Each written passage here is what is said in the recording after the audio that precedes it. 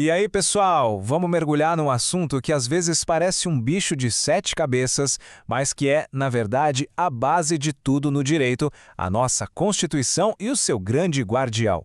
Bora entender de uma vez por todas o que é o tal do controle de constitucionalidade. Bem-vindos a mais um encontro aqui no O Diário de um Universitário em Direito. E antes da gente começar pra valer, já sabe, né? Deixa aquele like para fortalecer o nosso trabalho e, claro, se inscreve aí no canal para não perder os próximos conteúdos. Essa força é o que nos move. Para quem está chegando agora, a ideia do canal é bem simples. É a gente que já está um pouquinho mais na frente no curso, compartilhando o que aprendeu para dar aquela luz para quem está começando essa caminhada. É uma troca, de estudante, para ninguém se sentir perdido.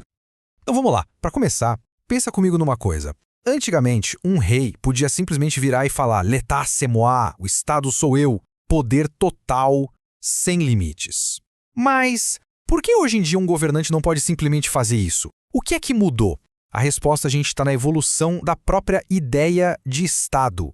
Dando uma passada bem rápida nessa linha do tempo, a gente saiu de um poder todo espalhado na mão dos senhores feudais, passou pela concentração total na mão de um rei absolutista. Aí veio o iluminismo, as grandes revoluções e com eles a ideia de que o poder vem do povo. Isso nos levou ao Estado liberal, que queria limitar o governo, e depois ao Estado social, que já se preocupa em garantir direitos básicos para todo mundo. E o ponto crucial de toda essa jornada foi a criação de uma regra maior que todas as outras.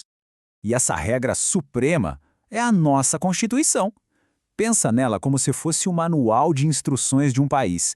É a lei máxima, a que está lá no topo da pirâmide. É ela que diz como o poder deve ser dividido e, o mais importante, quais são os nossos direitos fundamentais, aqueles que ninguém, mas ninguém mesmo, nem o próprio Estado pode desrespeitar. Tá, mas na prática, para que ela serve? Bom, primeiro, ela organiza a casa, né? Divide o poder em executivo, legislativo e judiciário para que ninguém tenha poder demais na mão. Depois, ela cria uma espécie de escudo protetor para os cidadãos, listando nossos direitos e garantias. E, por fim, ela define os valores e os princípios que o país inteiro deve seguir, como a democracia e a igualdade. Beleza, o cenário parece perfeito, a gente tem a regra do jogo, a nossa lei suprema, mas e na vida real? E se o Congresso vai lá e aprova uma lei que vai totalmente contra o que a Constituição manda? Quem garante que a regra principal vai ser respeitada? Quem vai apitar esse jogo? É exatamente aqui que entra o nosso tema principal, o controle de constitucionalidade. Ele é o mecanismo, é o árbitro do nosso sistema jurídico. A função dele é olhar para uma lei nova e verificar se ela está de acordo com a Constituição. É a ferramenta que garante que a nossa Constituição não seja só um pedaço de papel, mas a força que realmente comanda tudo. Ok, vamos mergulhar um pouco mais fundo nisso. Para a gente entender como esse árbitro atua, primeiro a gente precisa saber que existem diferentes tipos de faltas que uma lei pode cometer. Vamos dar uma olhada nos tipos de inconstitucionalidade.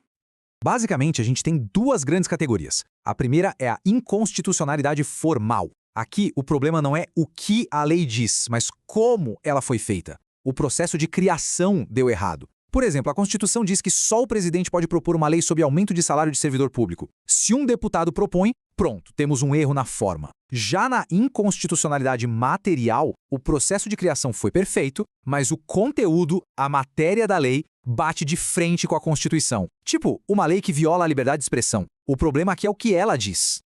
Certo, já sabemos os tipos de problemas que podem existir. A próxima pergunta é: quando essa checagem acontece? É antes ou depois da lei já estar valendo? Vamos ver agora o momento em que o controle é feito. E a gente tem dois momentos-chave. Primeiro, o controle preventivo, que acontece antes da lei nascer. É uma fiscalização que acontece durante a tramitação do projeto lá no Congresso. As comissões, como a CCJ, fazem isso. O presidente da República também, quando ele veta um projeto por achar que é inconstitucional. E depois temos o controle repressivo, que acontece depois que a lei já foi publicada e está em vigor. E quem faz esse controle, como regra geral, é o Poder Judiciário. Então, se o principal árbitro, quando a lei já existe, é o Judiciário, como ele faz isso? Existem diferentes métodos, e o interessante é que o Brasil adota um sistema misto, que combina as duas principais formas. Vamos entender como os juízes apitam esse jogo. Essa parte é fundamental. De um lado temos o controle difuso. Difuso porque ele é espalhado. Qualquer juiz ou tribunal, em um caso concreto, pode declarar que uma lei é inconstitucional. Só que essa decisão, a princípio, vale só para as partes daquele processo. Do outro lado temos o controle concentrado. Concentrado porque ele fica na mão de um único órgão, o Supremo Tribunal Federal, o STF. Aqui, a discussão é sobre a lei em si, de forma abstrata, e quando o STF decide, a decisão vale para todo mundo. Para ficar mais claro, olha só o caminho do controle difuso. Imagina um processo qualquer. Uma das partes argumenta que a lei que querem usar ali é inconstitucional. O juiz do caso pode concordar e não aplicar a lei para aquela pessoa. Se a discussão continuar e chegar até o STF por meio de um recurso e o STF concordar, aí ele comunica ao Senado. E o Senado pode, então, editar uma resolução e suspender a validade daquela lei para todo o país. É um caminho mais longo, né? Agora, no controle concentrado, a pancada é direta e muito mais forte. Como a própria Constituição diz aí, quando o STF toma uma decisão numa ação direta de inconstitucionalidade, a famosa ADIM, essa decisão tem eficácia contra todos e efeito vinculante. Traduzindo, a decisão vale para todo mundo e todos os outros juízes e toda a administração pública são obrigados a seguir o que o STF decidiu. É o guardião agindo com força máxima. Então, para a gente amarrar tudo, todo esse sistema, com todos esses nomes e detalhes, tudo isso existe por uma única razão: garantir que a Constituição, que é o documento que protege a nossa liberdade e os nossos direitos, seja sempre respeitada. É a espinha dorsal do nosso Estado democrático de direito.